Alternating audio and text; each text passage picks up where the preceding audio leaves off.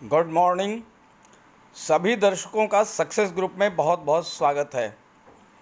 आप लोग अक्सर टीवी, रेडियो या न्यूज़पेपर पर सीरो सर्वे और हर्ड इम्यूनिटी के बारे में सुनते हैं। मुंबई में सीरो सर्वे कराया जा चुका है। दिल्ली में हर्ड इम्यूनिटी 27% पाई गई है और अब उत्तर प्रदेश में भी 11 ज़िलों में सीरो सर्वे कराया जाएगा। तो आखिर ये हर्ड इम्यूनिटी क्या है, ये सवाल आपके मन में भी आता होगा। तो आज के इस वीडियो में हम इसी बात पर चर्चा करेंगे कि ये हर्ड इम्यूनिटी क्या होती है, इसका समाज पर या व्यक्ति पर या संक्रमण पर क्या प्रभाव पड़ता है। आपकी सुविधा के लिए मैंने सारी जानकारी टाइप भी कर दी है ताकि आपको समझने में सुविधा हो। तो चलिए वीडियो शुरू करते हैं। लेकिन अगर आप मेरे चैनल को पहली बार विज़िट कर रहे हों तो प्लीज़ इसे सब्सक्राइब कर लीजिएगा और बेल आइकन भी प्रेस कर दीजिएगा ताकि ऐसी ही नई नई जानकारियाँ आपको लगातार मिलती रहें। और इस वीडियो को ज़्यादा से ज़्यादा शेयर भी कर दीजिएगा ताकि सभी को हर्ड इम्यूनिटी के बारे में जानकारी मिल जाए। तो चलिए वीडियो शुरू करते हैं। तो आइए जान लेते हैं हर्ड इम्यूनिटी क्या है। हर्ड इम्यूनिटी का मतलब होता है सामूहिक रोग प्रतिरोधक क्षमता। ये वो स्थिति होती है जिसमें जनसंख्या का एक बहुत बड़ा भाग प्राकृतिक रूप से इम्यूनिटी डेवलप कर लेता है या किसी व्यक्ति के द्वारा किसी संक्रमण के प्रति इम्यूनिटी विकसित कर लेना, इसे भी हर्ड इम्यूनिटी कहते हैं। तो प्राकृतिक रूप से हर्ड इम्यूनिटी विकसित किए जाने का आशय ये है कि व्यक्ति संक्रमित हो जाए, उसके शरीर में एंटीबॉडी विकसित हो जाए और वो अपने आप ठीक भी हो जाए और उसके शरीर में संक्रमण के प्रति प्रतिरोधक क्षमता विकसित हो जाए। तो इसे कहते हैं हर्ड इम्यूनिटी।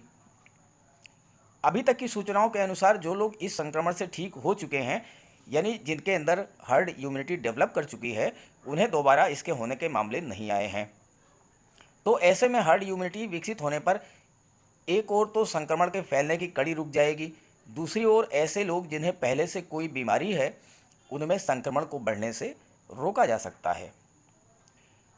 अब जानते हैं कि वायरस कैसे फैलता है, तो चलिए इस पर बात कर लेते हैं। किसी भी वायरस को रहने के लिए एक शरीर की ज़रूरत होती है, तभी वो जिंदा रह पाता है। चिकित्सीय भाषा में वायरस को एक नया होस्ट चाहिए होता है। तो ऐसे में वायरस कमज़ोर इम्यूनिटी वाला शरीर ढूंढता है और जैसे ही उसे वो शरीर मिल जाता है वो उसे संक्रमित कर देता है। तो ऐसे में अगर ज़्यादातर लोगों की इम्यूनिटी स्ट्रांग होती तो वायरस को शरीर नहीं मिलेगा और एक समय के बाद अपने आप ही वो समाप्त हो जाएगा, क्योंकि वायरस की भी एक उम्र होती है और उसके बाद वो जीवित नहीं रहता है।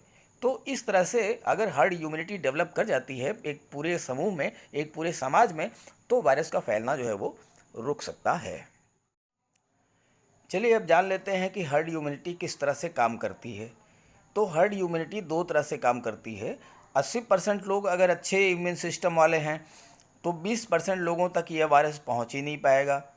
इसी तरह किन्हीं कारणों से इन 20% लोगों को वायरस का संक्रमण हो भी जाता है तो वो बाकी 80% नहीं तक नहीं पहुंचेगा, क्योंकि उनकी रोग प्रतिरोधक क्षमता पहले से ही मजबूत है। तो जब तक वैक्सीन नहीं है तब तक वायरस से लड़ने का हर्ड इम्यूनिटी एक तरीका हो सकता है। अब आइए जान लेते हैं इस संबंध में देश के विशेषज्ञों की क्या राय है। विशेषज्ञों के अनुसार लॉकडाउन संक्रमण से लड़ने का अंतिम समाधान नहीं है।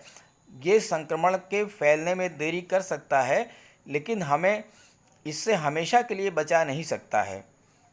कई ऐसी बीमारियां हैं जिनके वैक्सीन उपलब्ध हैं, लेकिन फिर भी हम लोगों को इनका शिकार होने से नहीं बचा पाते हैं। तो वैक्सीन के बारे में अभी तक कुछ पक्के तौर पर नहीं कहा जा सकता है, इसलिए हर्ड इम्यूनिटी डेवलप करना ही इसका एक सही उपाय लगता है। तो फिर क्या हर्ड इम्यूनिटी ही एकमात्र सलूशन है? लेकिन इसमें बहुत बड़ी रिस्क है। रिस्क ये है कि अगर हम एक पूरे समूह को, एक बहुत बड़ी जनसंख्या को, एक बड़े आबादी को हर्ड इम्यूनिटी डेवलप करने के लिए, संक्रमित होने के लिए छोड़ देते हैं और उनसे कह देते हैं कि ठीक है, आप जाइए, अपना काम कीजिए, घरों से बाहर निकलिए और इम्यूनिटी डेवलप कीजिए, तो इससे स्थिति बहुत ज़्यादा ख़राब हो सकती है, क्योंकि ज़्यादातर लोग संक्रमित हो जाएंगे और ये कोई ज़रूरी नहीं है कि सब में हर्ड इम्यूनिटी डेवलप ही कर जाए। यह भी हो सकता है कि मरीजों की संख्या बढ़ जाए, बहुत अधिक मात्रा में, बहुत अधिक संख्या बढ़ जाए और अस्पतालों में उनके लिए जगह न मिले, कैजुअल्टीज बढ़ जाएं। तो फिर जानते हैं कि WHO और भारत के विशेषज्ञ क्या कहते हैं इसके बारे में। साइंटिस्ट की राय जानने से पहले ये भी जान लेते हैं कि कितने लोगों में हर्ड इम्यूनिटी डेवलप हुई है। इसकी जानकारी सेरोलॉजिकल सर्वे से प्राप्त आंकड़ों से होती है। मुंबई की 3 सबसे बड़ी झुग्गी बस्तियों में जुलाई में सेरोलॉजिकल सर्वे किया गया था और वहाँ से जो आंकड़े प्राप्त हुए हैं उससे पता लगता है कि दहिसर, चैम्बूर और माटुंगा के 57% लोगों के रक्त में संक्रमण से लड़ने के लिए एंटीबॉडीज़ पाई गई हैं। ऐसा ही सर्वे अप्रैल में न्यूयॉर्क सिटी और मई में स्टॉकहोम में भी किए गए थे, जहां क्रमशः 21% और 14% लोगों के शरीर में संक्रमण से बचने के लिए एंटीबॉडीज़ थीं। दिल्ली में भी सीरोलॉजिकल सर्वे किया गया और वहां पर भी 27% लोगों में एंटीबॉडीज़ डेवलप पाई गई। उत्तर प्रदेश के भी 11 जिलों में सीरोलॉजिकल सर्वे के अभी आदेश हुए हैं, वहाँ भी सीरो सर्वे कराया जाएगा। तो जान लेते हैं कि WHO और विशेषज्ञ क्या कह रहे हैं। WHO और अधिकतर विशेषज्ञ हर्ड इम्यूनिटी का विरोध कर रहे हैं। उनका मानना है कि महामारियों पर काबू पाने के लिए ये एक विवादास्पद रणनीति है, क्योंकि जब तक 70% जनसंख्या संक्रमित नहीं होती है तब तक प्राकृतिक रूप से हर्ड इम्यूनिटी प्राप्त नहीं की जा सकती है और जनसंख्या के इतने बड़े भाग को संक्रमित करना एक बहुत बड़ा खतरनाक कदम है। WHO के अनुसार इस बात की भी पुष्टि नहीं हो सकी है कि जो लोग संक्रमित हुए हैं उन्हें पूरी तरह से प्रतिरोधक क्षमता डेवलप हुई है या नहीं, और अगर हुई भी है तो कब तक। इसलिए सरकारों को वैक्सीन का इंतज़ार करना चाहिए और तब तक जो सुरक्षात्मक उपाय है उन्हें अपनाना चाहिए। अब आइए जान लेते हैं कि भारत के चिकित्सा विशेषज्ञ क्या कहते हैं। भारत में भी स्वास्थ्य मंत्रालय ने इस राय का समर्थन करते हुए कहा है कि भारत जैसी घनी आबादी वाले देश के लिए हर्ड इम्यूनिटी एक वैकल्पिक रणनीति नहीं हो सकती है। स्वीडन जैसे देश जो दावा कर रहे हैं कि स्टॉकहोम में लगभग हर्ड इम्यूनिटी प्राप्त कर ली है, उनसे भारत के हालात अलग हैं। स्वीडन की जनसंख्या 1 करोड़ है, जबकि भारत की जनसंख्या लगभग 133 करोड़ है।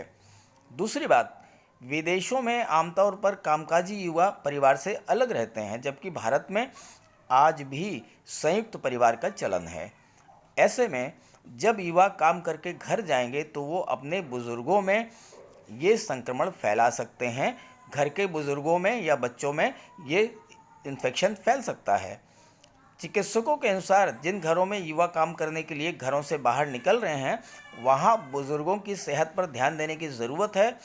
ऐसे में मास्क पहनना, हाथों की सफाई, सोशल डिस्टेंसिंग के नियमों का पालन करना, ये सब बहुत ही ज़रूरी है। तो ये थी हर्ड इम्यूनिटी के बारे में आवश्यक जानकारी। वीडियो अच्छा लगे तो इसे लाइक करके और ज़्यादा से ज़्यादा शेयर ज़रूर कर दीजिएगा ताकि सभी को इसकी जानकारी मिल जाए। Okay, thank you.